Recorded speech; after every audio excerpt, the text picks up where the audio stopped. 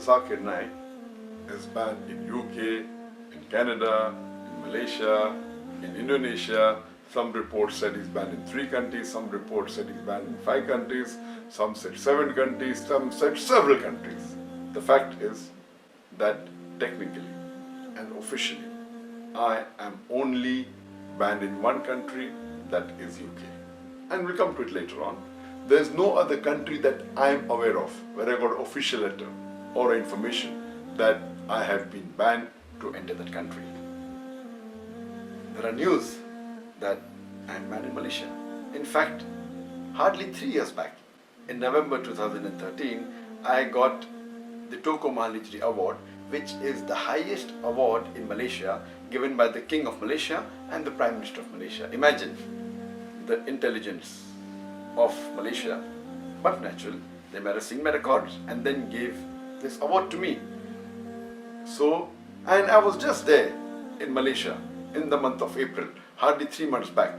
And there I met the Prime Minister, the Deputy Prime Minister, the Home Minister, the Islamic Minister, the Sports Minister. In a span of about 4 days, I met about 15 ministers and chief ministers. Imagine, I'm banned in the country and I'm meeting the head of the country, I'm meeting the king, I'm meeting the deputy prime minister. It is an irony. So this is what the media does.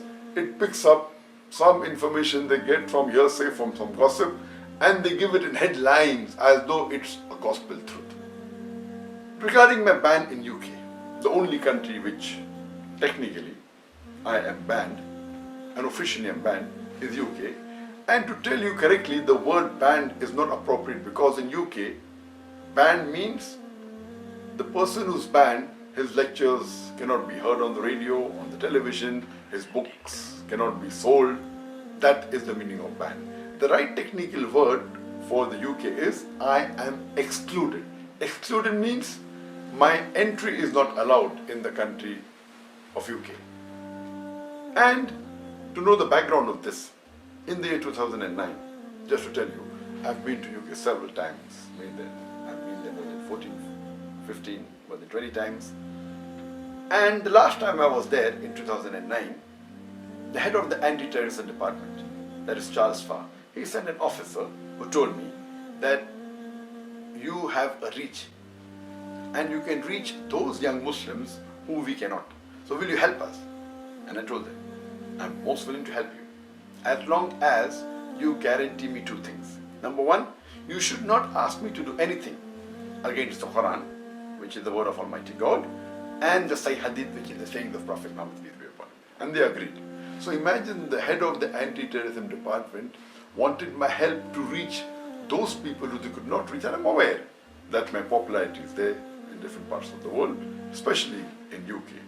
But just a few months later, in the year 2010, the Labour Party, which was ruling, it lost the election, and the Conservatives came to power.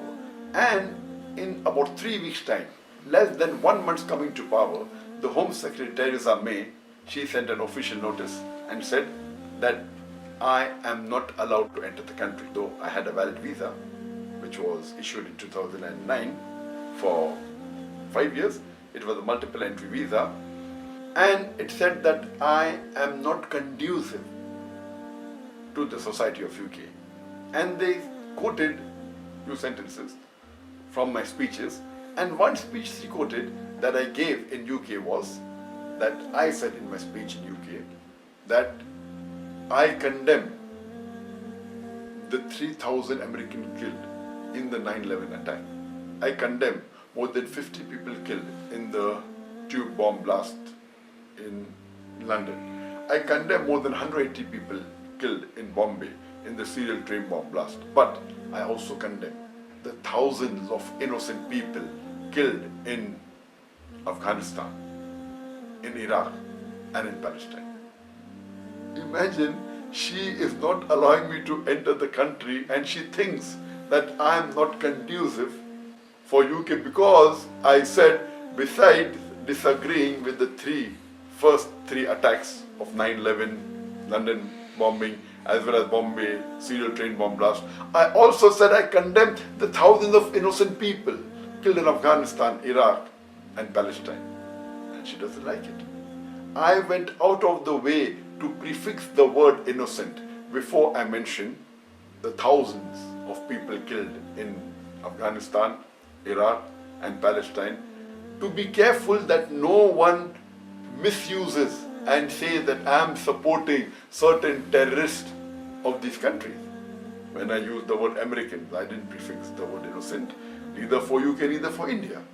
Even going out of the way, she officially writes a letter. And imagine, it's illogical. No one in the right sense can ever agree that why am I not conducive when I'm condemning even the attack that took place in America, in London, in Bombay. Why do they don't like when I condemn the attack that took place in Afghanistan, Iraq, and Palestine? These are the double standards. So because of this letter said, I'm not allowed to enter. And normally, and technically, this is valid for 3 years. And that 2010 it was issued. So this letter was valid till 2013. So technically, I can apply for a visa for UK. As far as all the other countries in the world are concerned, I don't know of any other country in the world where I have been banned. Brothers and sisters, if you have never heard of the following hadith, or you heard it before but needed a reminder, then make sure to make dua for me and the entire team who put this video together, where you ask Allah subhanahu wa ta'ala to grant us the highest levels in Jannah. Ameen Rabbil Alameen. But why? I will do so, but why? Why are you stressing on it this time? Because you're about to learn an absolutely amazing hadith and an amazing action item. Are you ready for it? Bismillah. Rasulullah sallallahu alayhi wa sallam said, and don't forget to say sallallahu alayhi wa sallam, this hadith is sahih, is authentic, and the references can be found below.